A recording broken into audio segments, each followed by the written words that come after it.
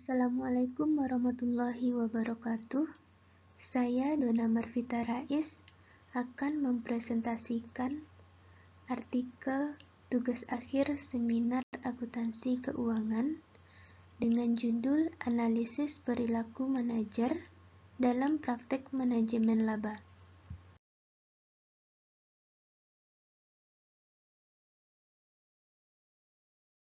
Yang pertama yaitu pendahuluan. Di dalam sebuah perusahaan, terdapat beberapa orang yang saling berinteraksi dan bekerja sama dalam menentukan tujuan perusahaan secara terstruktur. Tujuan menjadi sasaran dasar dalam perusahaan untuk mengungkapkan kinerjanya kepada publik. Sebuah perusahaan kecil dapat menghandle semua proses manajemen perusahaannya sendiri, sedangkan bagi perusahaan yang besar, mereka tidak bisa melakukan proses manajemen perusahaannya dengan sendiri, melainkan harus mengutus seorang manajer dalam mengontrol perusahaan sehingga dengan tujuannya serta dapat memenuhi keinginan dari stakeholder perusahaan. Di dalam praktek dunia bisnis, pada kenyataannya banyak dari manajer umumnya berperilaku tidak sesuai dengan keinginan pemilik perusahaan dan para stakeholder. Banyak dari manajer yang bersifat mencari keuntungan sendiri atau kepentingan pribadinya sehingga dapat dikatakan manajer memiliki perilaku oportunistik. Perilaku oportunistik ini merupakan perilaku yang berusaha mencapai keinginan dengan segala cara, bahkan ilegal, yang dipengaruhi oleh adanya kekuatan atau power dan kemampuan atau ability. Ini dikemukakan oleh Khairul Amri pada tahun 2016. Nah, para manajer sebagai pemegang opsi pada perusahaan menginginkan laporan keuangan suatu perusahaan itu terlihat bagus, sehingga menarik bagi investor. Mereka dapat melakukannya dengan manajemen laba. Manajemen laba dapat menghasilkan laporan keuangan yang tidak transparan, di mana pihak manajer dapat mengubah metode akuntansi atau menggeser periode perhitungan pelaporan keuangan agar mendapatkan laba yang diinginkan. Di dalam manajemen laba dapat terjadi dikarenakan adanya asimetri informasi antara manajemen atau agen dan pemilih atau prinsipal.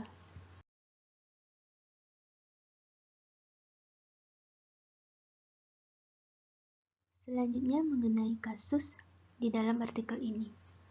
Fenomena manajemen laba sering terjadi dalam dunia nyata hingga menimbulkan masalah serta kerugian yang dirasakan berbagai pihak. Banyak kasus tentang perilaku manajer yang menyebabkan kerugian bagi para stakeholder.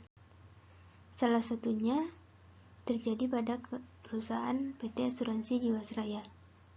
Nah, berdasarkan situs Detik Finance, Fadli Fauzi Rahman pada tahun 2020 menyimpulkan kasus Jiwasraya ini sudah lama terjadi sejak tahun 2006. Perusahaan masih membukukan laba, akan tetapi laba tersebut semu sebagai akibat dari rekayasa akuntansi atau window dressing, di mana perusahaan sebenarnya sudah mengalami kerugian. Pada tahun 2017, perusahaan Jiwasraya mencatat laba sebesar 360,3 miliar rupiah. Akan tetapi, perusahaan memperoleh opini adverse atau opini yang berarti tidak wajar. Itu diakibatkan karena kekurangan pencadangan sebesar 7,7 triliun rupiah. Apabila perusahaan melakukan sesuai dengan ketentuan yang seharusnya, perusahaan itu sebenarnya menderita kerugian. Nah, pada tahun 2018, perusahaan PT Asuransi Jiwasraya ini mencatat kerugian lebih dari 15,3 triliun rupiah. Selanjutnya, pada tahun 2019 turun menjadi 13,7 triliun rupiah. Pada bulan Novembernya, masih pada tahun 2019 juga, PT Jiwasraya ini mengalami negatif ekuitas sebesar 27,7 triliun rupiah.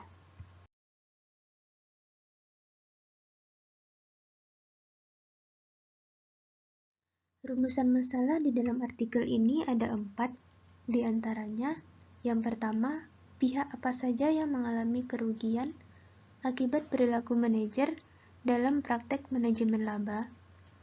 Yang kedua, apakah praktek manajemen laba tersebut termasuk manipulasi dalam perusahaan? Yang ketiga, mengapa manajer melakukan manajemen laba terhadap perusahaan yang dikelolanya? Yang keempat, bagaimana tindakan yang bisa dilakukan oleh stakeholder atau pemilik perusahaan dalam mengurangi praktek manajemen laba tersebut?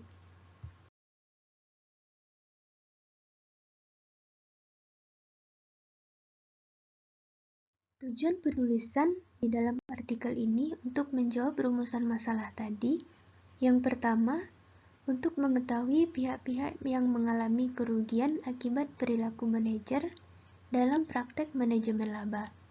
Yang kedua, untuk mengetahui apakah praktek manajemen laba tersebut termasuk manipulasi dalam perusahaan.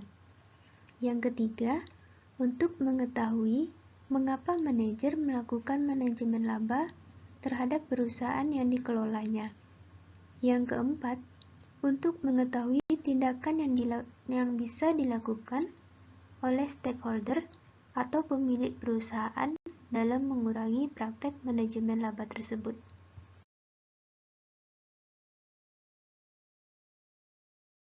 Selanjutnya, tinjauan literatur. Yang pertama, teori keagenan. Untuk meningkatkan kinerja perusahaan dan mensejahterakan semua pihak perusahaan, maka manajer mempunyai tanggung jawab terhadap laporan keuangan yang mencerminkan kinerja perusahaan. Pernyataan ini sesuai dengan teori agensi yang disampaikan oleh Jensen McLean, yang mengatakan bahwa manajer selaku agen yang didelegasikan oleh pemilik perusahaan untuk mengelola perusahaan. Di dalam proses pengelolaannya, dimungkinkan terjadinya masalah agensi yang muncul karena adanya kecenderungan manajer untuk tidak selalu membuat keputusan yang bertujuan untuk memenuhi kepentingan prinsipal atau pemilik perusahaan secara maksimal. Pemegang saham menuntut adanya peningkatan profitabilitas perusahaan, sementara manajer yang merupakan agen termotivasi untuk memaksimalkan pemenuhan tuntutan tersebut, di mana hubungan antara keagenan dan prinsipal mendorong manajemen melakukan manajemen laba dalam penyajian laporan keuangan. Untuk mengatasi masalah yang dilakukan oleh manajemen dan investor tersebut dapat dengan cara membatasi perilaku oportunistik manajemen.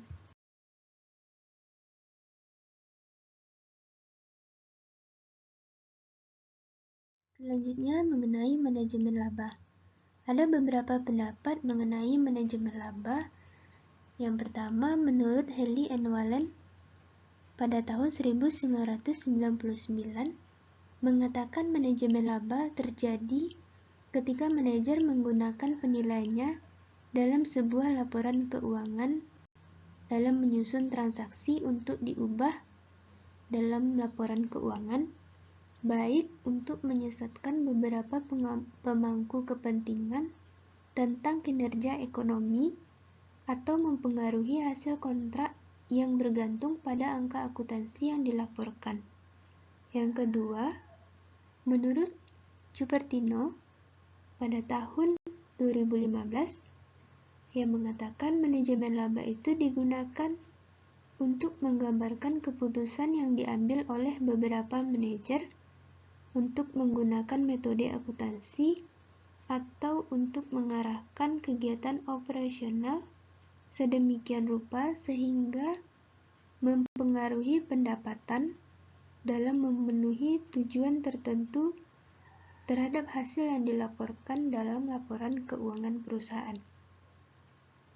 Selanjutnya, menurut Watts and Zimmerman, pada tahun 1990 di dalam Lean pada tahun 2014 yang menyatakan bahwa manajemen laba terjadi ketika para manajer menerapkan kebijakan mereka atas angka-angka akuntansi dengan atau tanpa batasan dan kegiatan-kegiatan tersebut dapat memaksimalkan nilai atau bersifat oportunistik.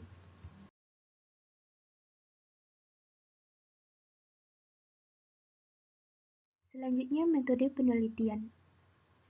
Penelitian ini menggunakan metode descriptive analysis yang berdasarkan data kualitatif dan kuantitatif dari berbagai sumber. Pengumpulan data atau informasi yang dibutuhkan dengan melakukan pencarian terhadap berbagai sumber tertulis, baik berupa berita-berita atau dokumen-dokumen yang relevan, serta melalui situs online resmi dengan kasus yang dibahas, dan mencari referensi-referensi berupa penelitian terdahulu yang telah dilakukan oleh peneliti sebelumnya. Selanjutnya, pembahasan. Ada beberapa artikel yang membahas dan meneliti perilaku manajer dalam praktek manajemen laba. Berikut mengenai penelitian terdahulu yang meneliti tentang perilaku manajer dalam praktek manajemen laba. Di antaranya ada Dekel dan kawan-kawan pada tahun 1995 meneliti tentang Detecting Earning Management. Ini membahas mengenai evaluasi kemampuan model alternatif dalam mendeteksi manajemen laba dan beberapa kesalahan yang terjadi dalam analisis manajemen laba berbasis akrual. Kesalahan yang terjadi pada analisis manajemen laba yang dideteksi serta dievaluasi dengan menggunakan kinerja relatif dari model bersaing dengan membandingkan spesifikasi dan kekuatan uji statistik yang umum digunakan terhadap pengukuran akrual diskresioner. Selanjutnya, Jones pada tahun 1991 tentang Earning Management Sharing Import Relief Investigation membahas bagaimana manajemen laba selama dilakukannya penyelidikan terhadap pemberian bantuan impor dengan menguji apakah perusahaan-perusahaan akan mendapat manfaat dari usaha untuk mendapatkan bantuan impor dengan melakukan pengurangan laba melalui manajemen laba selama dilakukannya penyelidikan bantuan impor oleh Komisi Perdagangan Internasional Amerika Serikat. Studi manajemen laba ini secara khusus membahas mengenai di mana semua pihak yang berkontrak memiliki insentif untuk secara sempurna memantau angka-angka akuntansi untuk dimanipulasi. Hasil ini menunjukkan bahwa manajer mengelola laba selama pemeriksaan keringanan gaya impor yang membuktikan kebermanfaatan regulator pada ITC. Selanjutnya, penelitian oleh Sugata Roychowdhury pada tahun 2006 tentang Earning Management Through Real Activities Manipulation. Pada penelitian ini memberikan kontribusi pada literatur tentang manajemen laba yang menghadirkan bukti-bukti pada pengelolaan aktivitas operasional, di mana tujuan pertama dari makalah ini adalah untuk mengembangkan metode empiris dalam mendeteksi manipulasi aktivitas real. Selanjutnya, Sugata menguji arus kas dari aktivitas operasi, biaya produksi, dan biaya diskresional variabel yang harus menangkap efek dari operasi real lebih baik dari akrual. Selanjutnya, peneliti menemukan bukti yang mengusulkan potongan harga untuk meningkatkan penjualan pada sementara waktu, serta melebih-lebihkan produksi dalam melaporkan harga pokok penjualan yang rendah dan pengurangan pengeluaran diskresioner untuk meningkatkan angka yang dilaporkan.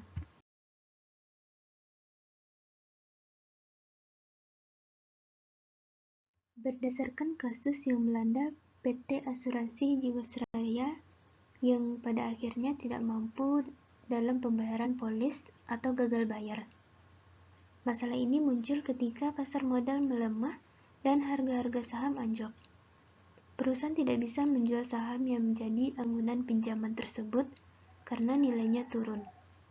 Sementara PT Asuransi Jiwasraya ini sebagai pemberi pinjaman bisa rugi jika memaksakan menjual jaminan saham saat harganya rendah. Dari hal ini dapat kita lihat bahwasanya perilaku manajer PT Asuransi Jiwasraya dalam praktek manajemen laba merupakan hal yang dapat merugikan banyak pihak, terutama bagi para stakeholder dan para pemegang saham. Selanjutnya, kesimpulan.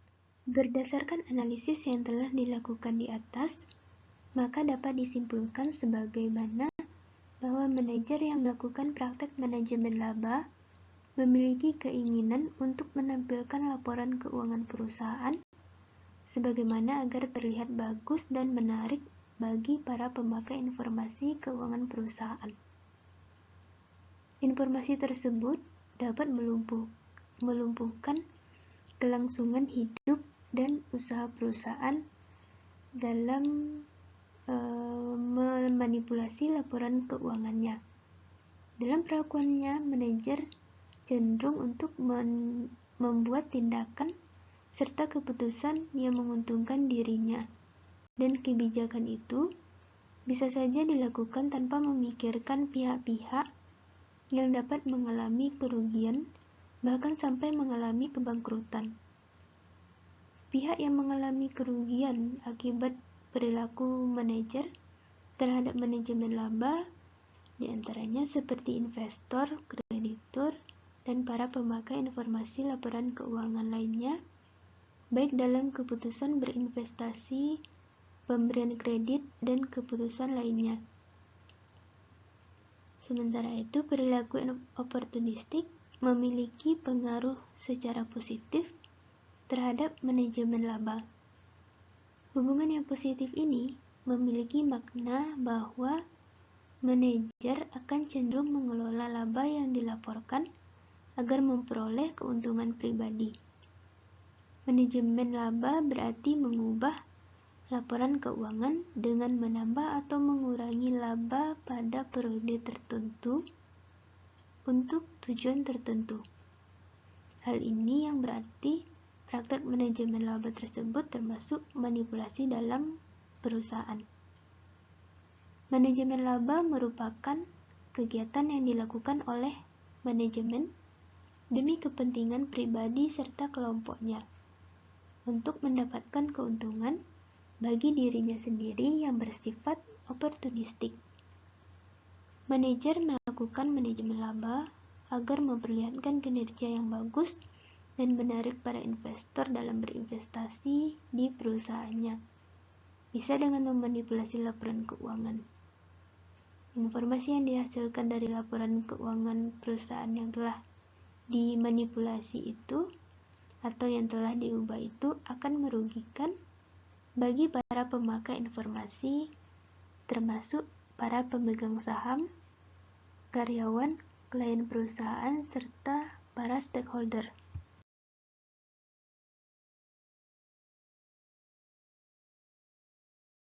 Adapun saran atau rekomendasi dari analisis manajemen laba ini yaitu dalam mengurangi praktek manajemen laba dapat dikurangi dengan harus adanya kesepakatan antara manajer dengan pemegang saham sehingga tidak munculnya sifat oportunistik.